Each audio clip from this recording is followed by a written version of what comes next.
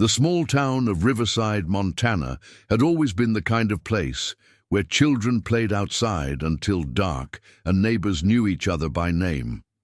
Population 3,147, nestled in the shadow of the Bitterroot Mountains, it was a community where the biggest excitement was usually the annual Harvest Festival or the high school football team making it to regionals.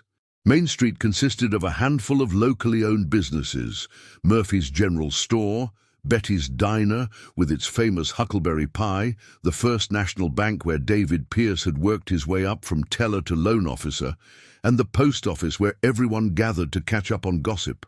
It was the embodiment of small-town America, where people left their doors unlocked and children rode their bicycles to school without a care in the world.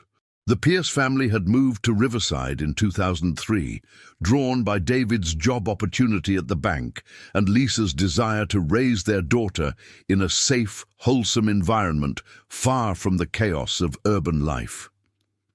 They had purchased a modest two-story house on Elm Street, complete with a white picket fence and a large backyard that backed up to the National Forest. David, a methodical man with kind eyes and prematurely graying hair, had spent countless weekends building Amanda an elaborate swing set, complete with monkey bars and a small slide. Lisa, a former elementary school teacher turned stay-at-home mother, had planted a vegetable garden and established herself quickly in the community by volunteering at the church and organizing neighborhood barbecues.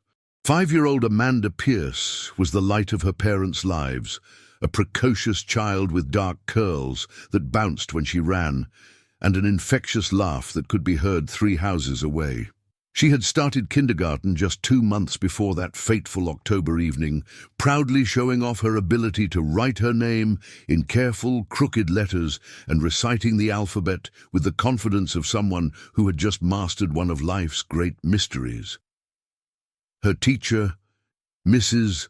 Patterson, often commented on Amanda's natural curiosity and her tendency to ask questions that showed a wisdom beyond her years.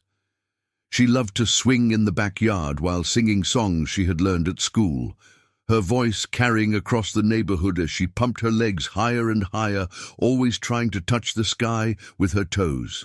But on October 15, 2005, everything changed in the span of 10 minutes that would haunt the Pierce family for the rest of their lives. The evening had been crisp and clear, with the first hints of winter beginning to paint the mountains in shades of gold and crimson. Lisa had been preparing dinner when the phone rang, David's mother calling from Seattle with news about his father's recent doctor's visit. The conversation stretched longer than expected, as these calls often did, with detailed discussions about medications and upcoming appointments. David had stepped inside to take over the call when his mother became emotional, leaving Amanda on her beloved swing set, where she had been playing contentedly for the past hour, singing a song about autumn leaves that she had learned in music class. If you're enjoying this story and want to hear more mysterious disappearances like this one, please subscribe to our channel and let us know in the comments where you're watching from. Your support helps us bring you these compelling true stories. When David and Lisa returned to the backyard just 10 minutes later, the swing was still moving gently in the evening breeze, its chains creaking softly in the silence. Amanda's purple jacket, the one she had insisted on wearing despite the mild weather, lay crumpled on the ground beneath the swing set.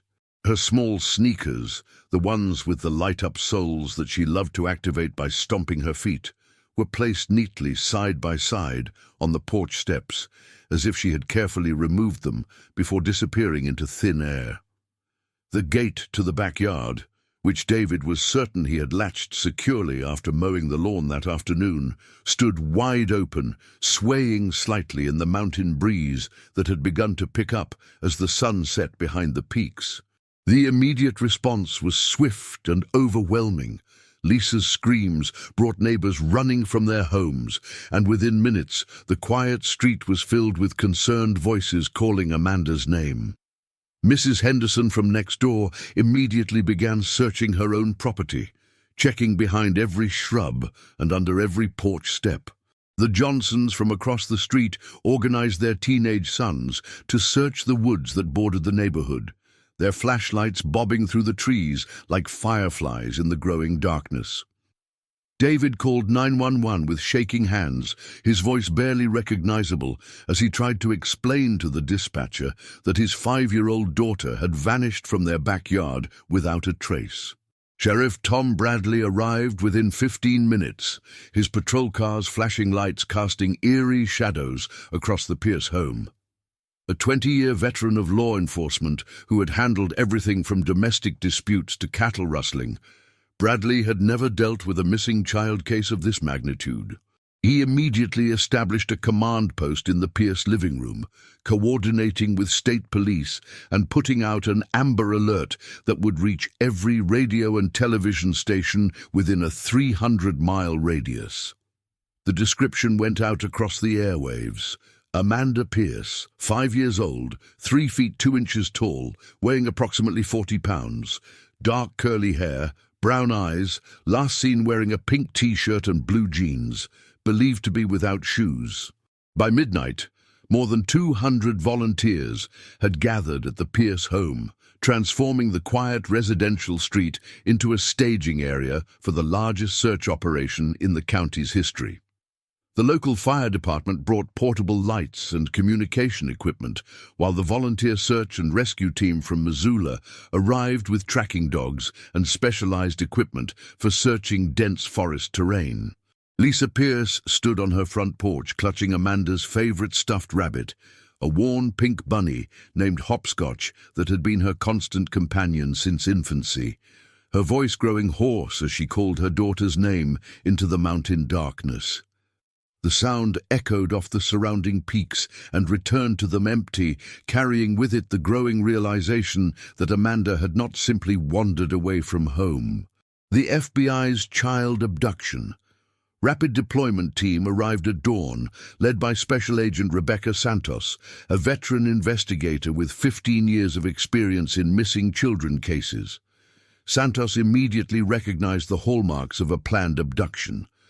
The carefully removed shoes, suggesting the child had been coached or coerced into compliance, the open gate indicating knowledge of the property's layout, and the 10-minute window that suggested surveillance and careful timing. The Pierce backyard was treated as a crime scene, with technicians collecting every possible piece of evidence, from footprints in the soft earth to fibers caught on the fence posts. The swing set was dusted for fingerprints, though the results showed only the expected prints from Amanda and her parents. As the investigation expanded, agents interviewed every resident within a 5-mile radius of the Pierce home, compiling a list of anyone who had shown unusual interest in children or had a criminal history that might be relevant to the case. They questioned the mailman, the utility workers who had been in the neighborhood that week, and even the teenagers who had been hired to deliver newspapers on Halloween. Every lead was pursued with methodical precision, from the man who had been seen taking photographs near the elementary school to the drifter who had been asking for work at local businesses in the weeks leading up to Amanda's disappearance. Each interview revealed the close-knit nature of the community and the genuine shock that such a thing could happen in their safe haven. The media attention was immediate and intense, with news crews arriving from as far away as Denver and Seattle to cover the story of the missing Montana girl. The Pierce family's life became a public spectacle, with reporters camping outside their home and following them to search sites and police briefings. Lisa appeared on national television, her eyes red from crying, but her voice steady as she pleaded for Amanda's safe return.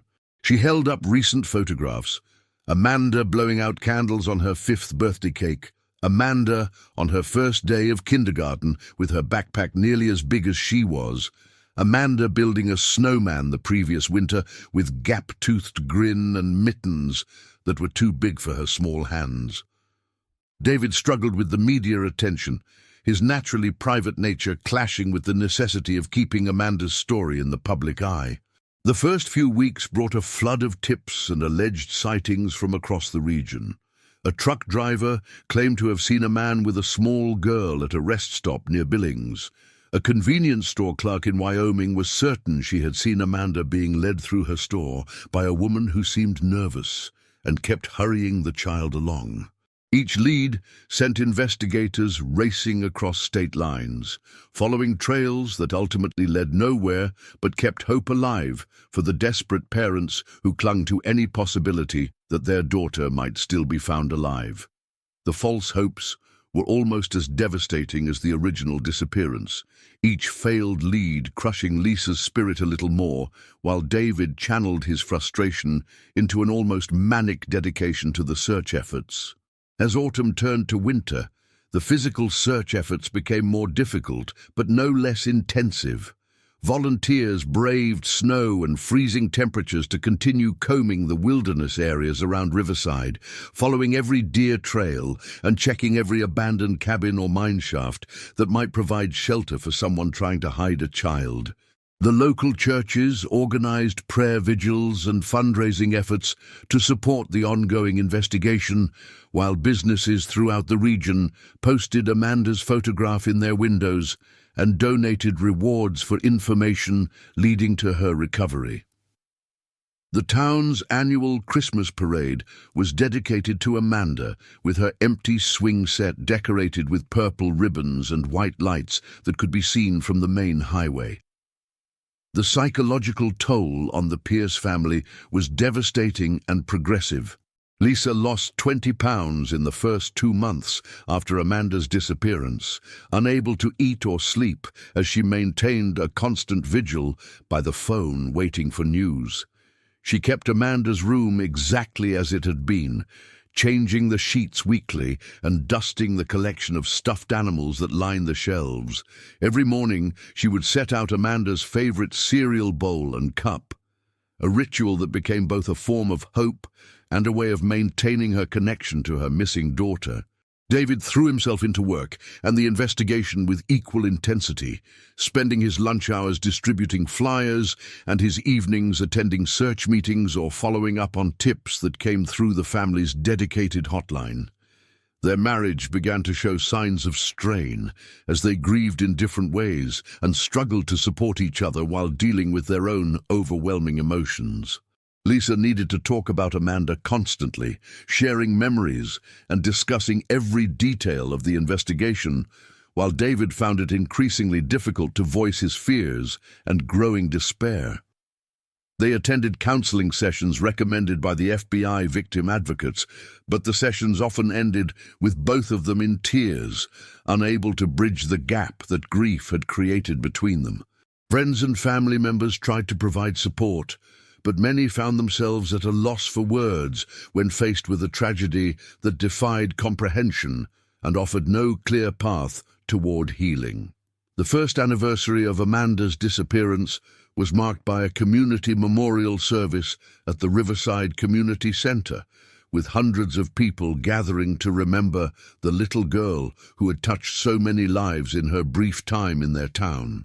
Sheriff Bradley announced that the case remained active and that new leads were still being pursued, though privately he worried that the trail was growing too cold to ever lead to Amanda's recovery.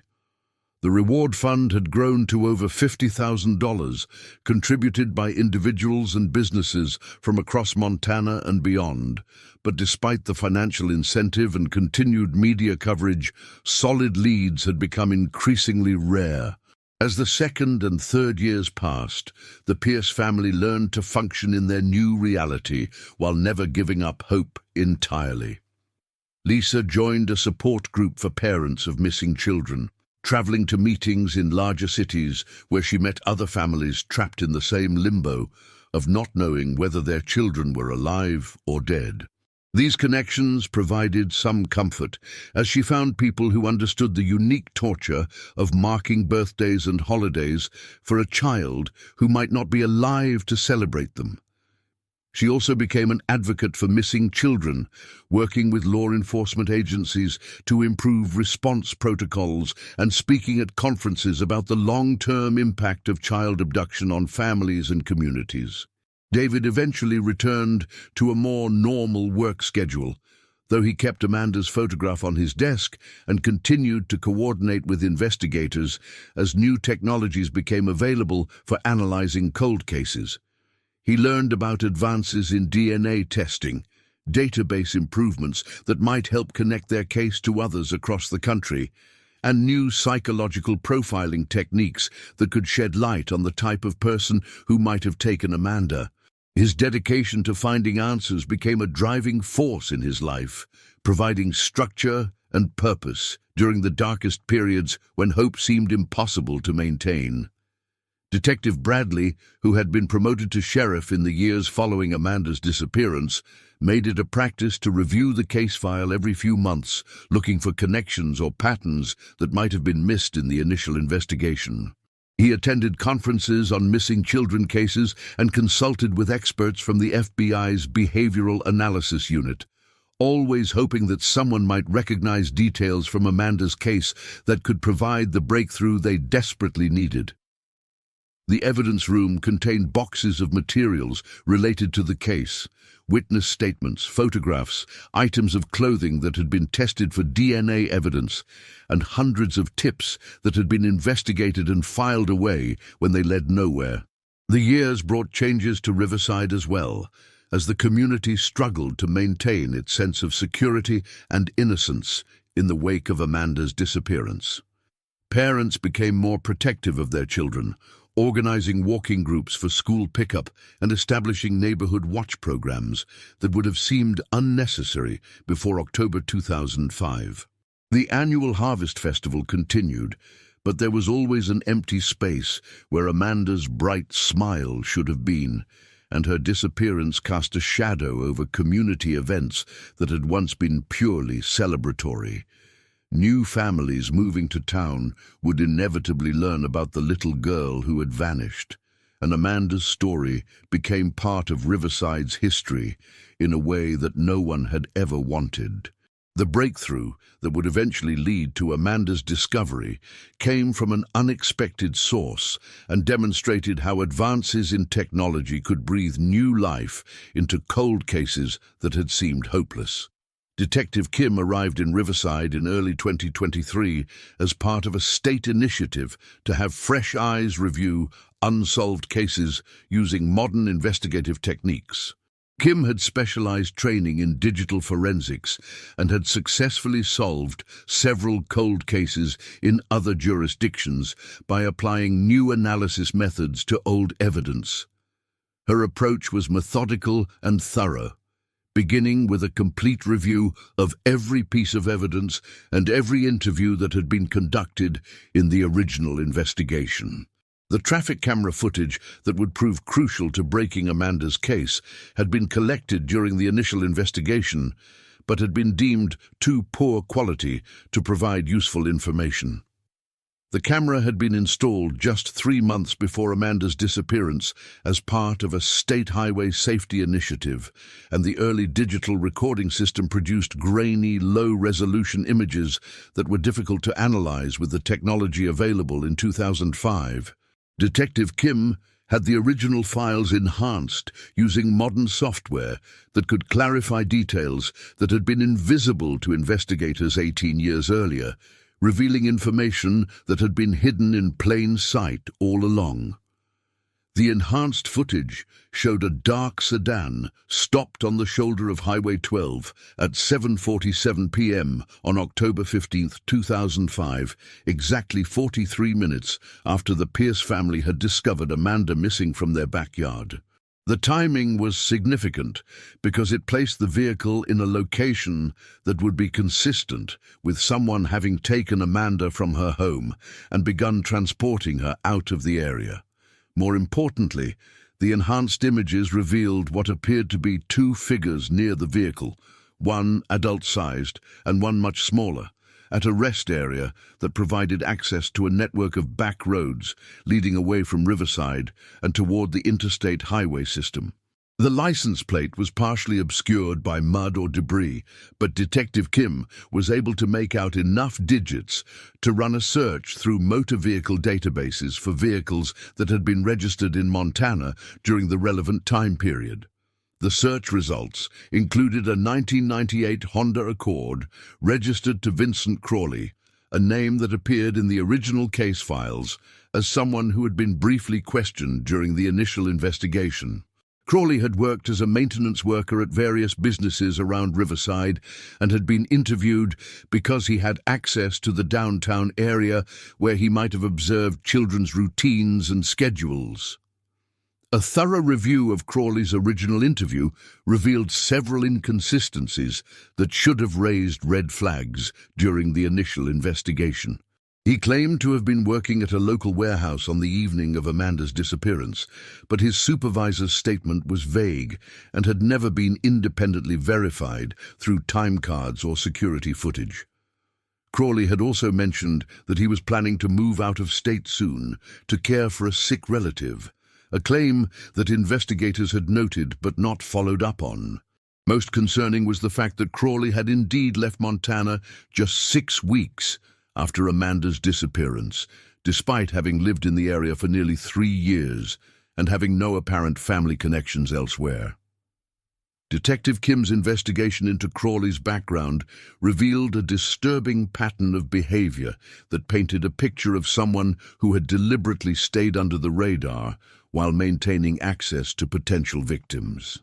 He had worked a series of temporary jobs that brought him into contact with families and children, maintenance work at apartment complexes, part-time positions at schools and churches, seasonal employment at recreation areas popular with families. In each position, he had been regarded as a quiet, reliable worker who kept to himself and rarely caused problems, but there had been occasional complaints about him paying too much attention to children or asking personal questions about families' routines and schedules. More alarming was the discovery that Crawley had a criminal history that had not been uncovered during the original investigation due to the limitations of database systems in 2005. Records from other states showed that he had been arrested several times for loitering near schools and playgrounds, though the charges had usually been dropped or reduced to minor infractions. He had also been fired from at least 3 jobs for inappropriate behavior around children, including incidents where he had been caught taking photographs of children without their parents' permission and following families to their cars in parking lots. The trail of Crawley's movements after leaving Montana revealed a pattern that was consistent with someone trying to avoid detection while maintaining the mobility necessary to continue criminal activities. He had lived in at least 7 different states between 2005 and his death in 2019, never staying in one location for more than 2 years and always choosing isolated properties where he could avoid close scrutiny from neighbors or local authorities. In several locations, he had been investigated by local police for suspicious behavior, but he had always managed to move on before investigations could progress to the point of charges being filed. The most significant breakthrough came when Detective Kim contacted Detective James Warren in Barstow, California, where Crawley had lived from 2015 to 2017. Warren remembered investigating reports about Crawley's property after neighbors had expressed concerns about a young woman who had been seen there but who never seemed to interact with anyone outside the household. The woman appeared to be in her late teens or early 20s, and neighbors had described her as seeming fearful and withdrawn, always staying close to Crawley and never speaking to anyone who tried to approach her in a friendly manner. Detective Warren had visited Crawley's property several times in response to these concerns, but Crawley had always had explanations for the woman's presence and behavior. He claimed she was his niece from back east, who was staying with him temporarily while recovering from a traumatic experience that had left her with severe social anxiety. He said she was being homeschooled and was receiving counseling for her condition, which explained why she didn't attend local schools or participate in community activities. Without evidence of criminal activity or a missing person report that matched the woman's description, Warren had been unable to take any official action, though he had always felt that something about the situation wasn't right. Warren had taken several photographs during his visits to Crawley's property as part of his documentation of the welfare checks, and when he shared these with Detective Kim, one image immediately caught her attention. The photograph showed Crawley's backyard with laundry hanging on a clothesline, and in the background, partially obscured by hanging sheets, was a young woman who appeared to match what Amanda Pierce might look like as a teenager.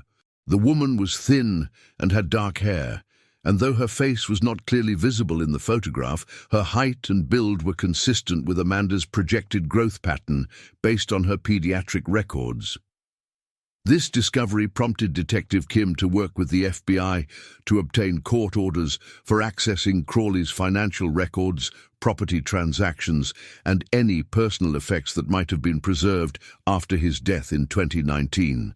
The investigation revealed that Crawley had maintained a complex network of associates and had been involved in transactions that suggested he was part of a larger criminal organization. Bank records showed regular payments to and from individuals in multiple states, and property records indicated that he had maintained connections to several rural properties even after officially moving away from them. The financial investigation led to Robert Steiner, a man who had been receiving regular payments from Crawley for several years before Crawley's death and who had subsequently purchased Crawley's Arizona property from his estate. Steiner's background check revealed a history of involvement in activities related to human trafficking and exploitation.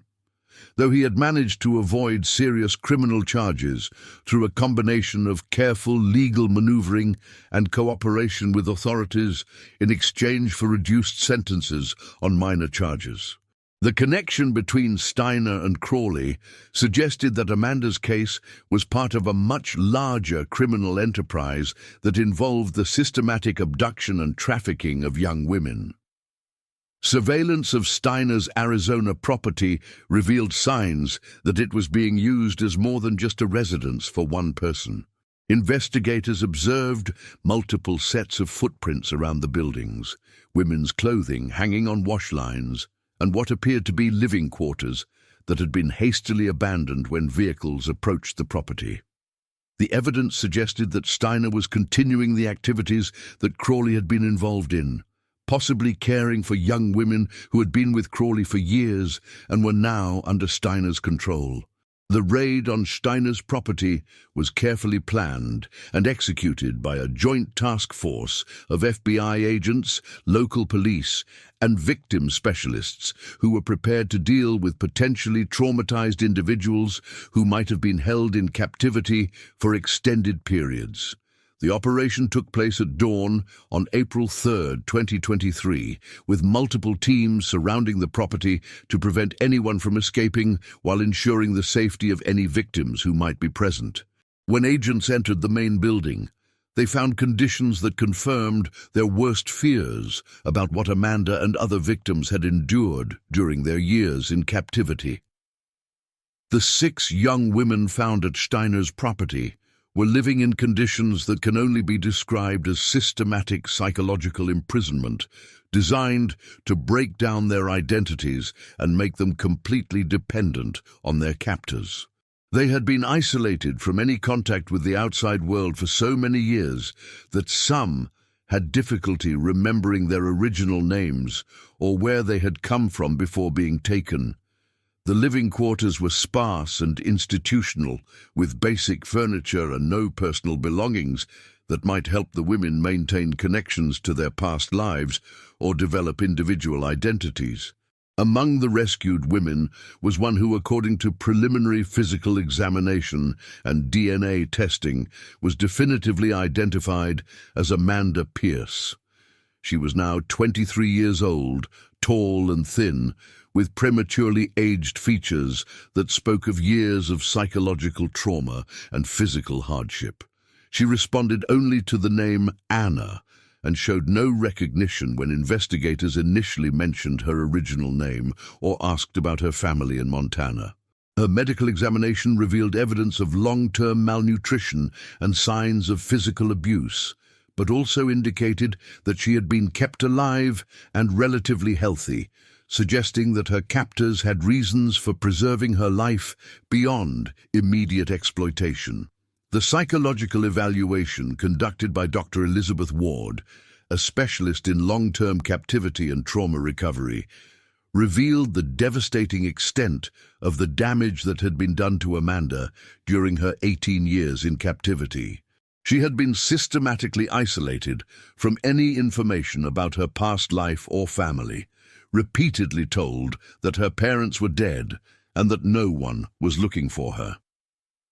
Her captors had used a combination of physical intimidation, psychological manipulation, and deliberate confusion to break down her sense of identity and replace it with complete dependence on them for survival and basic human contact.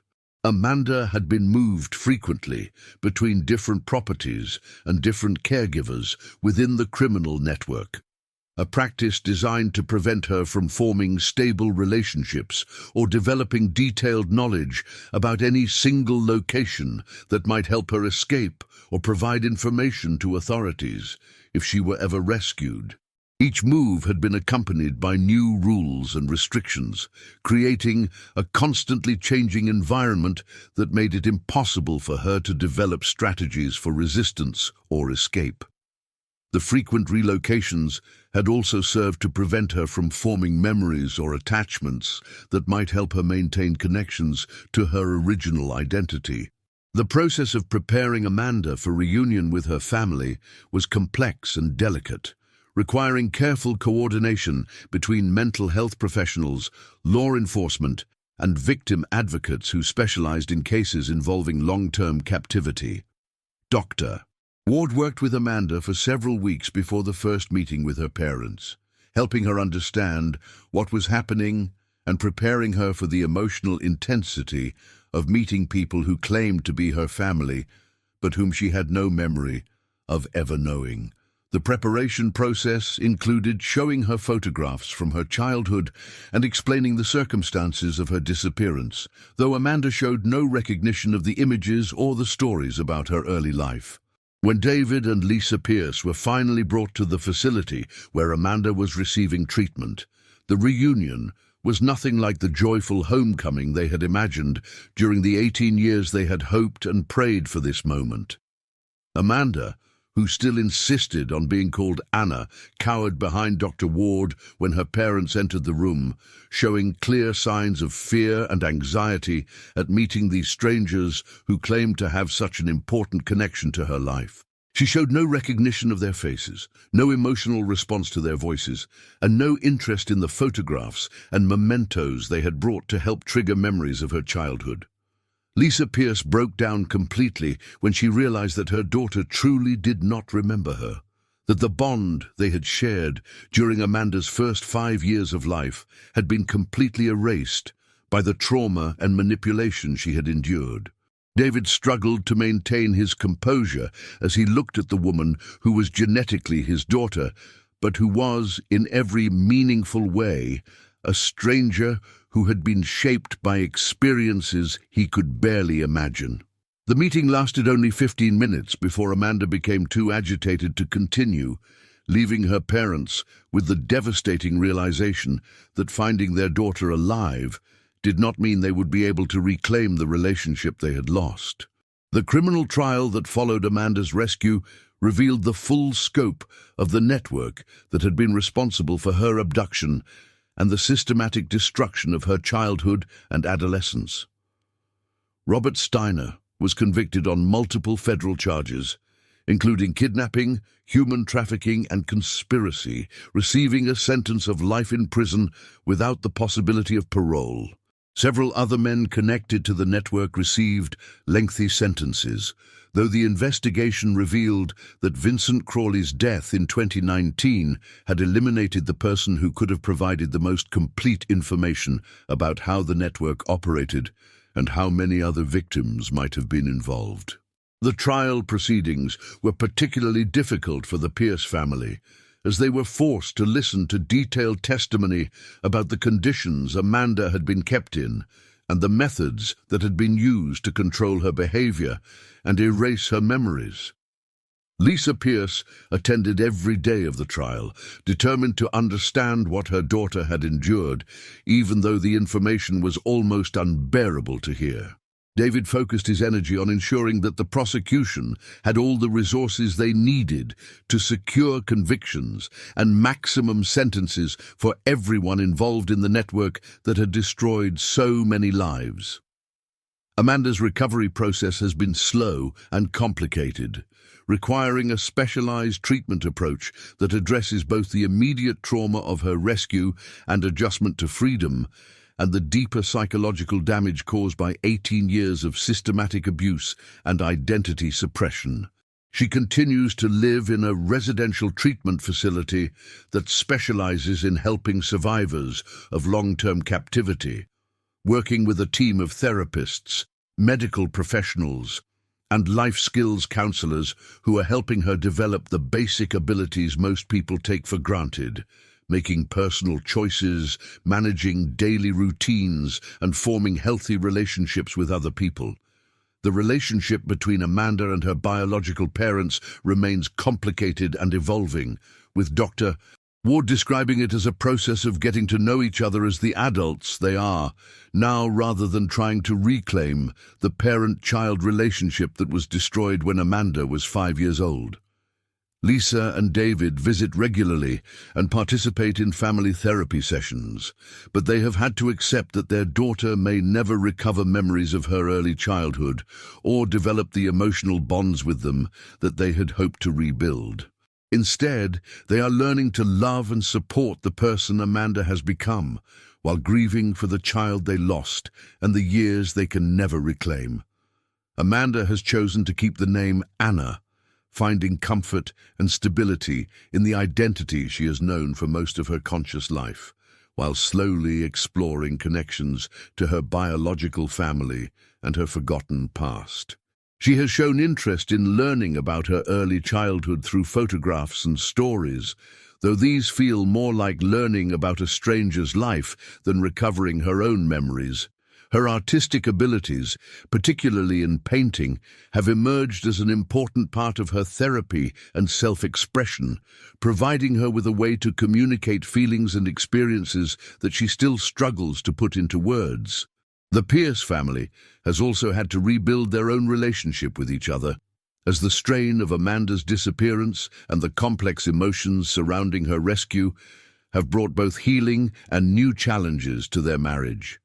Lisa has found purpose in becoming an advocate for missing children and survivors of long-term captivity, working with law enforcement agencies and victim service organizations to improve response protocols and support services. David has channeled his experience into supporting other families, dealing with missing children cases, providing practical guidance and emotional support based on his family's long journey through the investigation and legal processes. The case of Amanda Pierce has become a landmark in the investigation and prosecution of child abduction and human trafficking cases, leading to improvements in how evidence is preserved and analyzed, how interagency cooperation is coordinated across state lines, and how long-term captivity survivors are supported during recovery and reintegration. Her story has been used in training programs for law enforcement officers, victim advocates, and mental health professionals who work with missing children cases and trafficking survivors, helping them understand the complex long-term impacts of these crimes on both victims and their families. Today, the town of Riverside continues to remember Amanda Pierce, though the community has also had to come to terms with the reality that the happy ending they had hoped for was more complicated than anyone had imagined. The swing set in the Pierce family's backyard has been replaced by a garden where Lisa tends to flowers that bloom each spring, creating beauty from soil that once held only painful memories. Amanda's childhood bedroom has been converted into an art studio where she works on paintings during her visits home, creating new memories in a space that was preserved for 18 years as a shrine to her disappeared childhood. The family they have become is not the family they were before that October evening in 2005, and it is not the family they dreamed of becoming during the long years of searching and hoping for Amanda's return. Instead, it is a family that has been forged by shared trauma, sustained by love that transcends memory and recognition, and strengthened by the knowledge that sometimes the greatest victories come not from getting back what was taken, but from learning to cherish what remains and what can still be built from the pieces that survive even the most devastating losses.